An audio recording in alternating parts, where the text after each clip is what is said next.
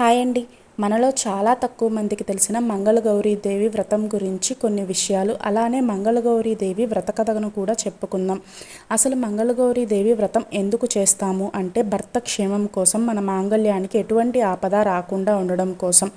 మంగళగౌరీదేవి వ్రతాన్ని ఆచరించేవారు తమ శక్తి కొలది 3 సంవత్సరాలు కానీ, 5 సంవత్సరాలు కానీ, 9 సంవత్సరాలు కానీ వ్రతాన్ని ఆచరించాలి.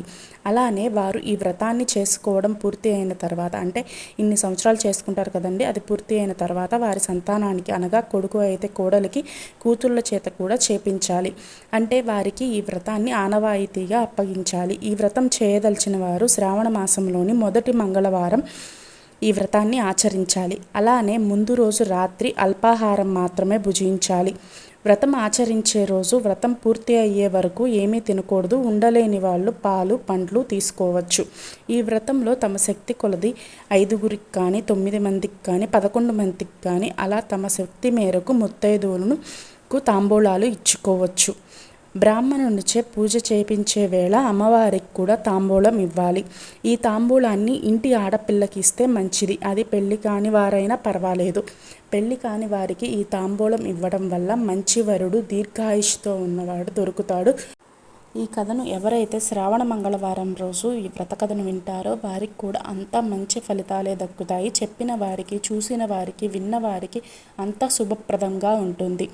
ఇంకా వ్రత కథలోకి వెళ్దాము. పూర్వం ధర్మపాలుడను రాజు కలడు. మిక్కిలి ధనవంతుడు, సౌమ్యుడు, నీతిమంతుడు, భక్తి మార్గం కలిగినవాడు. అతడికి పెళ్లి జరిగినా సంతానం లేక మిక్కిలి దుఃఖించుచుండిరి. ఎన్ని సంపదలు ఉన్నా సంతానం లేకపోతే వ్యర్థమే అని భావించి దాన ధర్మాలు చేయసాగారు. ఇదిలా ఉండగా ఒకనాడు ఒక సాధువు వారి ఇంటికి భిక్షకు వచ్చెను. ధర్మపాలుని భార్య వేగమే బంగారపు పళ్ళెంలో భిక్ష తీసుకొని వచ్చెను. కానీ ఆ సాధువు భిక్షను తిరస్కరించిరి.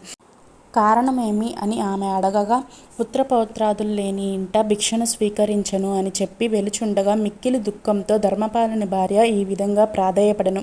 స్వామి, మాకు సంతానము కలుగు మార్గము చూపిరి అనగా, ఆమె పడే బాధను చూసి సాధువు, అమ్మా, నీవు నీ భర్తకు పరమేశ్వరునికే తపస్సు చేయమని చెప్పు అని వెళ్ళెను. ఆమె తన భర్తకు జరిగిన విషయం చెప్పగా, అటులనే అని శివునికే తపస్సు చేసెను. పరమేశ్వరుడు తన తపస్సును మెచ్చి ఏమి వరం కావాలి అని అడగగా, సంతానం కావాలి అనెను.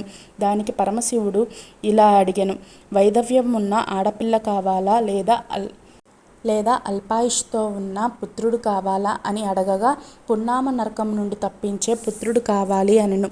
శివయ్య అటులనే అని వరము ఇచ్చి ఊరి బయట ఆలయంలో ఉన్న మామిడి చెట్టు యొక్క ఒక ఫలమును కోసి నీ భార్యకు ఇవ్వము అని ఆనతి ఇచ్చెను.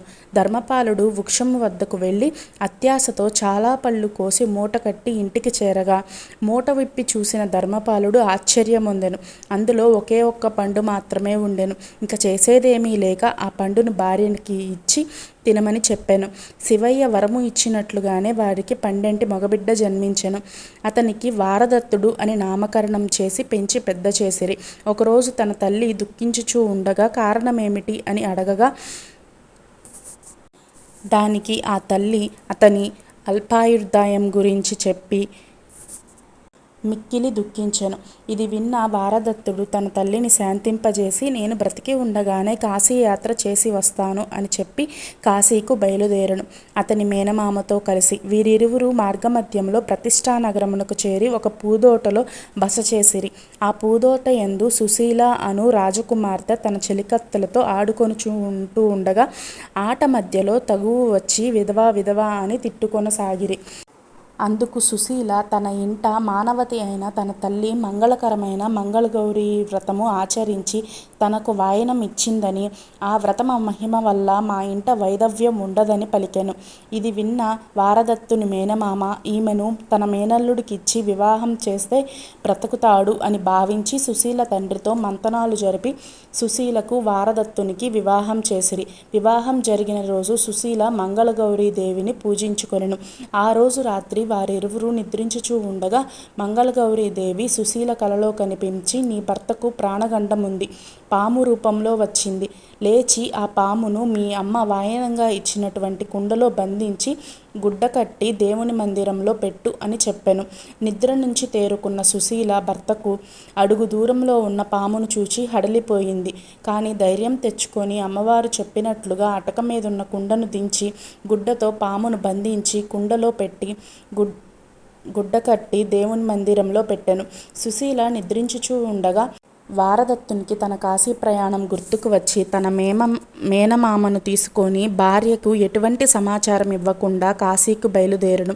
సుశీల లేచి చూసేసరికి తన భర్త కనబడకపోవడంతో మిక్కిలి దుఃఖించి ఏమీ అర్థం కాని అయోమయ పరిస్థితుల్లో ఉన్న సుశీలకు అతని అంగుళీకము దొరికెను. తదుపరి పామును బంధించి ఉంచిన కుండ గుర్తుకు వచ్చి ఆ గుడ్డ విప్పి చూడగా అందులో పాము కాక ఒక బంగారపు హారం ఉండెను. అటు పిమ్మట సుశీల తన తల్లిదండ్రులు తనకు మారు వివాహం జరుపు యత్నం చేసినా తిరస్కరించి తన భర్త కోసం వేచి చూసేదనని పలికి మంగళగౌరీదేవి పూజ చేయుచు బాటసారులకు అన్నదానము చేయుచు తాంబూలాదిలు బహుమతులు ఇవ్వసాగెను. మరుసటి సంవత్సరం కాశీ దర్శనం ముగించుకొని తన మేనమామతో కలిసి వారదత్తుడు తిరిగి వచ్చుచు సుశీలయుండు నగరంలో బస చేసెను. ఆ రాత్రి అతడికి స్వప్నమందు మంగళగౌరీదేవి యమభటులతో యుద్ధము చేసి ఓడించినట్లు గాంచెను.